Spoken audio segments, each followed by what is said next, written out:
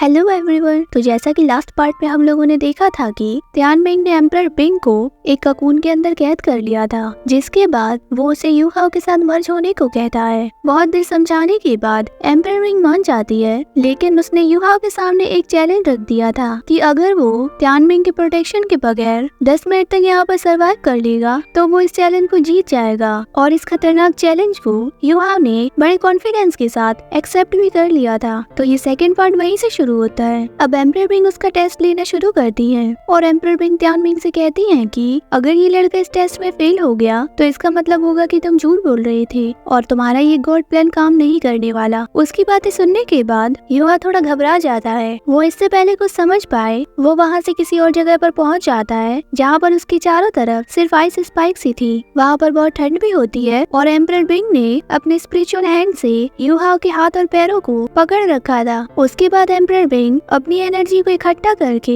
You हाओ पर लगातार अटैक कर रही थी। वो बहुत ही ज्यादा स्ट्रॉन्ग आइस एनर्जी थी जिससे यू हाओ को बहुत दर्द हो रहा होता है। उसको ऐसे मुश्किल में देखकर तियानमिंग भी बहुत ज्यादा परेशान हो गया था, लेकिन एम्परर बिंग बहुत ज्यादा फोकस थी यू हाओ पर अटैक करने के लिए। यू हाओ वहाँ पर बहुत जोरों से चिल्ला रहा था क्योंकि उन स्पाइक से उसकी हड्डियां भी टूट गई थी और हम देखते हैं कि यू हाओ की हार्ट बीट भी बहुत ज्यादा बढ़ गई थी। अब उसकी इतनी बुरी हालत को देखकर तियानमिंग एम्परर बिंग को रोकते हुए कहता है कि एम्परर बिंग, मैंने तुमसे कहा था ना यू हाओ ये सब सिर्फ 5 मिनट तक ही सह सकता है, तो इसलिए प्लीज तुम रुक जाओ, क्योंकि अगर यू हाओ मर गया तो हमारा ये प्लान बर्बाद हो जाएगा। तियानमिंग उसे रोकने की बहुत ज्यादा कोशिशें करता है, लेकिन वो नहीं रुकती। एम्परर बिंग स्पेल्स पढ़ती जाती है, लेकिन तभी अचानक से वहाँ पर एलाइक आ जाता है और वो तियानमिंग से कह रहा था कि क्या तुम्हें यू हाओ पर बिल्कुल भी भरोसा नहीं है? वो जरूर इस दर्द को सह लेगा और इस चैलेंज को भी जीत जाएगा। उसके बाद एम्परर बिंग अपनी अटैक्स की पावर को और ज्यादा बढ़ा देती है और उसके वो पावरफुल अटैक्स यू हाओ को लगातार हिट कर रहे थे, जिससे यू हाओ को बहुत ज्यादा दर्द हो रहा था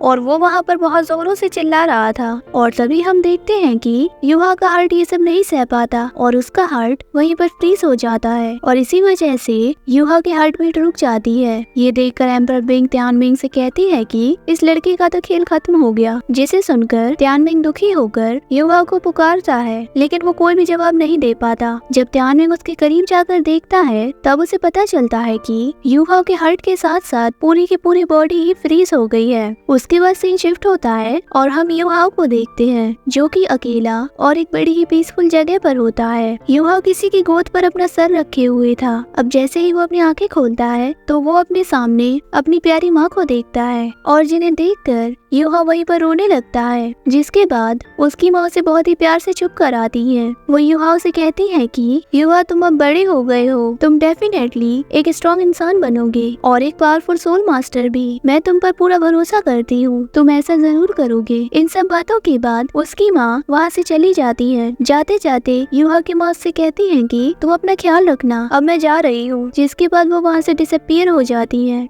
यू हाओ उन्हें जाने नहीं देना चाहता था, इसीलिए वो उस एनर्जी का पीछा करता है, लेकिन वो उस एनर्जी को छू नहीं पाता। अब अपनी माँ से मिलने के बाद और उनकी वो बातें सुनने के बाद यू हाओ के अंदर बहुत ज्यादा करेज आ जाता है। जिसके बाद हम वापस उसी सीन को देखते हैं जहाँ पर यू हाओ की बॉडी पूरी तरीके से फ्रीज हो गई थी, लेकिन अचानक से उसके ऊपर जमी आइस पर क्रैक्स आने लगते हैं, जिसे देखकर एम्परर बिंग भी हैरान हो जाती है। फिर हम देखते हैं कि यू हाओ की हार्ट बीट फिर से शुरू हो जाती है, जिसे देखकर तियानमिंग भी बहुत ज्यादा खुश हो जाता है। उसकी बॉडी पर जमी सारी बर्फ टूट जाती है और यू हाओ उस बर्फ से बाहर निकल आता है, जिसे देखकर तियानमिंग की खुशी का तो कोई ठिकाना ही नहीं रहता। वो अपने रियल फॉर्म में आकर यू हाओ से कहता है कि आखिरकार तुमने ये कर दिखाया यू हाओ, तुमने तो 10 मिनट तक सरवाइव कर लिया। अरे नहीं, बल्कि तुमने तो ये सब 11 मिनट तक सहा है। वही दूसरी तरफ एम्परर बिंग के तो होश ही उड़ गए थे और वो यू हाओ से कहती है कि क्या तुम्हें मौत से डर नहीं लगता? जिस पर यू हाओ से जवाब देते हुए कहता है कि बचपन से आज तक मैंने जो बेइज्जती और दर्द सहा है वो मौत से भी ज्यादा भयानक है। और उसका जवाब सुनते ही एम्परर बिंग समझ जाती है कि तियानमिंग बिल्कुल सही कह रहा था। ये लड़का बहुत ज्यादा बहादुर है और इसकी हार्ड लाइफ ने इसे स्ट्रॉन्ग और निडर बना दिया है। अब उसके बाद तियानमिंग एम्परर बिंग से पूछता है कि तो क्या तुम अब वो करोगी जो मैंने कहा? जिसके बाद एम्परर बिंग कहती है कि हाँ, लेकिन मैं ये चांस यू हाओ को दे रही हूँ, ना कि तुम्हें, तो तुम इसके बारे में ज्यादा कुछ मत सोचना। वो आगे कहती है कि तो अब चलो इस प्रोसेस को शुरू करते हैं। उसके बाद तियानमिंग उससे कहता है कि तुम तो बहुत ज्यादा रूड हो और एम्परर बिंग उससे कहती है कि तुम भूलो मत कि तुमने मुझे ट्रैप किया था।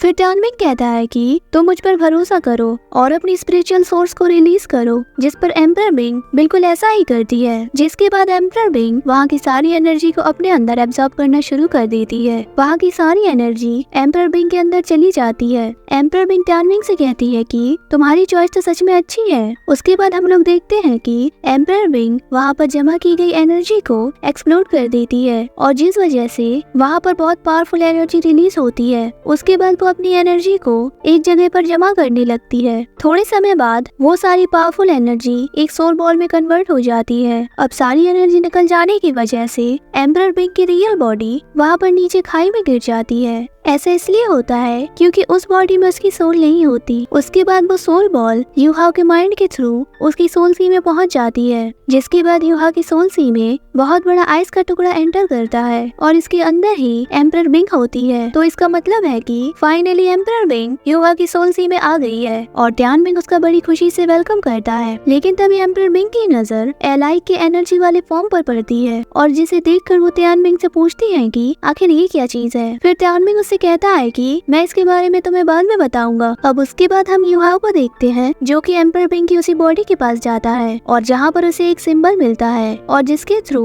त्यानमिंग यूहाओ को फ्यूजन को स्टार्ट करने को कहता है, क्योंकि न सिर्फ ये सिंबल यूहाओ के फ्यूजन को स्पीड अप करेगा बल्कि ये इस प्रोसेस के दौरान यूहाओ को होने वाले पेन को भी कम करेगा। जिसके बाद यूहाओ फ्यूजन शुरू करता है। जिसके बाद एम्परर बिंग की वो बॉडी अपनी टेल को यूहाओ की बॉडी में इंजेक्ट कर देती है। अब इस फ्यूजन के स्टार्ट होते ही वहाँ पर बहुत ज्यादा एनर्जी रिलीज होने लगती है, जिससे ये पता चलता है कि ये फ्यूजन बहुत ही ज्यादा स्ट्रॉन्ग है। उसके बाद हम एम्परर बिंग को देखते हैं जो यूहाओ की सोल सी में होती है और वो त्यानमिंग से कह रही होती है कि भले ही तुम एक पागल कीड़े हो लेकिन मुझे ये मानना होगा कि तुम्हारा टेस्ट तो बहुत ज्यादा अच्छा है। ये लड़का बहुत ज्यादा टैलेंटेड है। उसके बाद हम यूहाओ को देखते हैं जिसकी बैक पर एम्परर बिंग की टेल आ गई थी, जो कि सिर्फ दिखने में ही बहुत ही ज्यादा पावरफुल और खतरनाक लग रही थी। यूहाओ की बॉडी के साथ फ्यूज होते होते उसकी बॉडी का एक पार्ट बन जाती है। जिसके बाद हम यूहाओ की सोल सी में एक न्यू स्कॉर्पियन सिंबल को देख पाते हैं और यही सिंबल बताता है कि एम्परर बिंग यूहाओ के साथ फ्यूज हो रही है। फ्यूजन प्रोसेस को कंप्लीट होते होते अगली सुबह हो जाती है, जहाँ पर हम देखते हैं कि एक्सट्रीम नॉर्थ में रहने वाले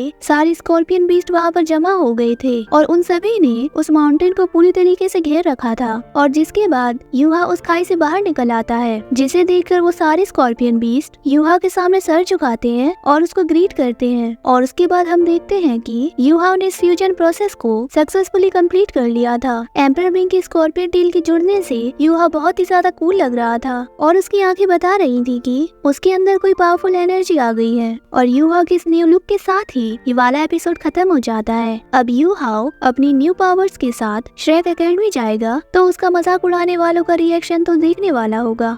अब जल्दी मिलेंगे नेक्स्ट एपिसोड में। Bye bye.